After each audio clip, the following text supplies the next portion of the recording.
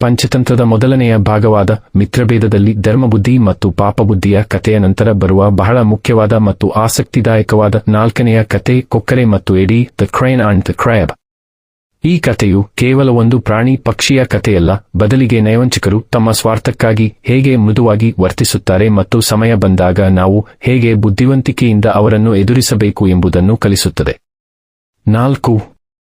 ಕೊಕ್ಕರೆ ಮತ್ತು ಎಡಿಯ ಕತೆ, the story of the crane and the crab. ಸಂದರ್ಭ: ಒಂದು ದೊಡ್ಡ ಕೆರೆಯ ಹತ್ತಿರ ಬಹಳ ಹಳೆಯದಾದ ಒಂದು ಕೊಕ್ಕರೆ ವಾಸಿಸುತ್ತಿತ್ತು. ಅದಕ್ಕೆ ವಯಸ್ಸಾಗಿದ್ದರಿಂದ ಮೊದಲಿನಂತೆ ಮೀನುಗಳನ್ನು ವೇಗವಾಗಿ ಹಿಡಿದು ತಿನ್ನಲು ಸಾಧ್ಯವಾಗುತ್ತಿರಲಿಲ್ಲ. ಹಸಿವಿನಿಂದ ಕಂಗಾಲಾದ ಆ ಕೊಕ್ಕರೆ ಶ್ರಮವಿಲ್ಲದೆ ಆಹಾರ ಪಡೆಯಲು ಒಂದು ಕುತಂತ್ರದ ಯೋಜನೆಯನ್ನು ರೂಪಿಸಿತು. ಕೊಕ್ಕರೆಯ ಮೊಸಳೆ ಕಣ್ಣೀರು. ಒಂದು ದಿನ ಆ ಕೊಕ್ಕರೆಯು ಕೆರೆಯ ದಡದಲ್ಲಿ ತುಂಬಾ ವಿಷಣ್ಣವಾಗಿ ಕಣ್ಣೀರು ಹಾಕುತ್ತಾ ಕುಳಿತಿತ್ತು. ಇದನ್ನು ಗಮನಿಸಿದ ಒಂದು ದೊಡ್ಡ ಎಡಿ ಕ್ರ್ಯಾಬ್ ಅದರ ಹತ್ತಿರ ಬಂದು ಕೇಳಿತು, ಮಾವ, ಯಾಕೆ ಇಂದು ಮೀನು ಹಿಡಿಯದೆ ಹೀಗೆ ಅಳುತ್ತಾ ಕುಳಿತಿದ್ದೀಯಾ? ನಿನ್ನ ಮುಖ ಯಾಕೆ ಇಷ್ಟು ಬಾಡಿದೆ? ಆಗ ಕೊಕ್ಕರೆ ನಯವಾಗಿ ಉತ್ತರಿಸಿತು, ಅಯ್ಯೋ ಮಗನೇ, ನಾನು ಮೀನುಗಳನ್ನೇ ನಂಬಿ ಬದುಕಿದವನು. ಆದರೆ ಈಗ ನನಗೆ ಅವುಗಳ ಮೇಲೆ ಪ್ರೀತಿ ಹುಟ್ಟಿದೆ. ನಾನು ಜ್ಯೋತಿಷಿಗಳ ಮಾತನ್ನು ಕೇಳಿದೆ. ಮುಂದಿನ 12 ವರ್ಷಗಳ ಕಾಲ ಈ ಭಾಗದಲ್ಲಿ ಮಳೆಯೇ ಬರುವುದಿಲ್ಲವಂತೆ. ಈ ಕೆರೆ ಶೀಘ್ರದಲ್ಲೇ ಒಣಗಿ ಹೋಗುತ್ತದೆ. ಇಲ್ಲಿರುವ ನನ್ನೆಲ್ಲ ಮೀನು ಗೆಳೆಯರು ನೀರಿಲ್ಲದೆ ಸತ್ತು ಹೋಗುತ್ತಾರೆ ಅಂದುಕೊಂಡರೆ ನನಗೆ ದುಃಖವಾಗುತ್ತಿದೆ. ಮೀನುಗಳ ಗಾಬರಿ ಮತ್ತು ಕೊಕ್ಕರೆಯ ಸಹಾಯ. ಈ ವಿಷಯ ಕೆರೆಯಲ್ಲಿದ್ದ ಮೀನುಗಳಿಗೆ ಹರಡಿತು. ಅವೆಲ್ಲವೂ ಹೆದರಿ ಕೊಕ್ಕರೆಯ ಬಳಿ ಬಂದು, ಮಾವ, ನಮ್ಮನ್ನು ಹೇಗಾದರೂ ಉಳಿಸು ಎಂದು ಬೇಡಿಕೊಂಡವು.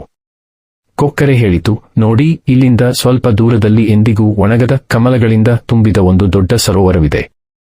ನೀವು ಒಪ್ಪುವುದಾದರೆ ನಾನು ಪ್ರತಿದಿನ ಕೆಲವರನ್ನು ನನ್ನ ಬೆನ್ನ ಮೇಲೆ ಕುಳ್ಳಿರಿಸಿಕೊಂಡು ಅಲ್ಲಿಗೆ ಬಿಟ್ಟು ಬರುತ್ತೇನೆ. ಮೀನುಗಳು ಕೊಕ್ಕರೆಯನ್ನು ನಂಬಿದವು. ಪ್ರತಿದಿನ ಕೊಕ್ಕರೆಯು ಕೆಲವು ಮೀನುಗಳನ್ನು ಬಾಯಿಯಲ್ಲಿ ಕಚ್ಚಿಕೊಂಡು ಹಾರಿ ಹೋಗುತ್ತಿತ್ತು. ಆದರೆ ಅದು ಅವುಗಳನ್ನು ಸರೋವರಕ್ಕೆ ಕರೆದೊಯ್ಯುತ್ತಿರಲಿಲ್ಲ.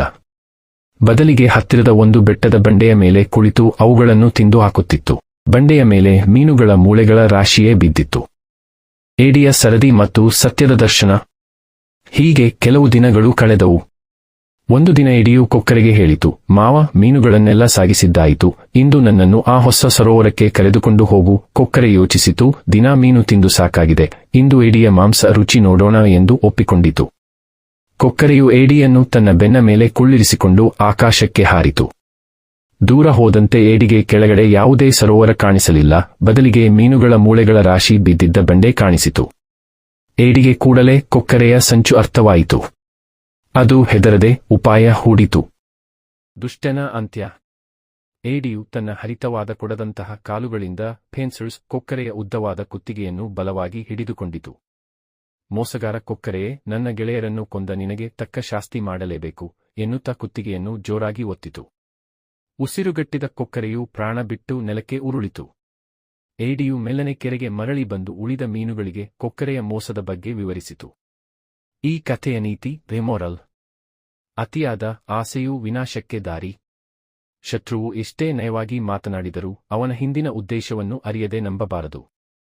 ಸಂಕಷ್ಟದ ಸಮಯದಲ್ಲಿ ಧೈರ್ಯ ಕಳೆದುಕೊಳ್ಳದೆ ಬುದ್ಧಿವಂತಿಕೆಯಿಂದ ವರ್ತಿಸಿದರೆ ಜಯ ನಿಶ್ಚಿತ. ಪಂಚತಂತ್ರದ ರಚನೆಯ ಶೈಲಿ. ಈ ಕಥೆಯು ನಮಗೆ ತಿಳಿಸುವುದೇನೆಂದರೆ, ಜಗತ್ತಿನಲ್ಲಿ ಜನರು ನಮ್ಮ ಸಹಾಯಕ್ಕೆ ಬರುತ್ತಿದ್ದಾರೆ ಎನಿಸಿದಾಗ ಅವರ ನೈಜ ಗುಣವನ್ನು ಪರೀಕ್ಷಿಸುವುದು ಅತ್ಯಗತ್ಯ. ಮುಂದಿನ ಕಥೆಯು ಸಿಂಹ ಮತ್ತು ಮೊಲ, ದ ಲಯನ್ ಅಂಡ್ ದ ಹರೆ ಬಗ್ಗೆ ಇರುತ್ತದೆ. ಅದು ಬುದ್ಧಿವಂತಿಕೆಯಿಂದ ಬಲಶಾಲಿಗಳನ್ನು ಹೇಗೆ ಸೋಲಿಸಬಹುದು ಎಂಬುದನ್ನು ತಿಳಿಸುತ್ತದೆ.